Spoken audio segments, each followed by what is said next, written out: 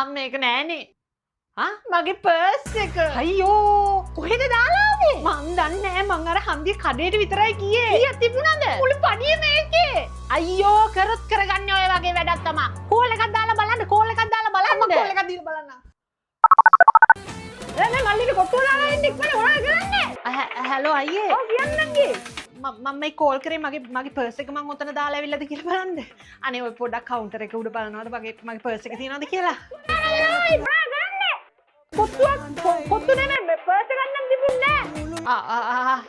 හරි අයියේ හරි. වෙලාව දෙන්න කාලයක් නෑ. thank you. හරි අම්මා වද කරගෙන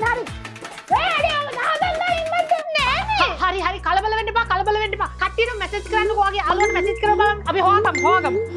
අයියෝ සුමනා ඕව අනේ මේ අපේ කෙල්ල මේ පර්ස් එක දාලා ඇවිල්ලා. අනේ ඔයාලගේ ගෙදරවත් පොඩ්ඩක් තියනවද බලන්න. පොඩ්ඩක් ඉන්න මම ඔයාලට පස්සේ කෝල් එකක් ගන්නම්.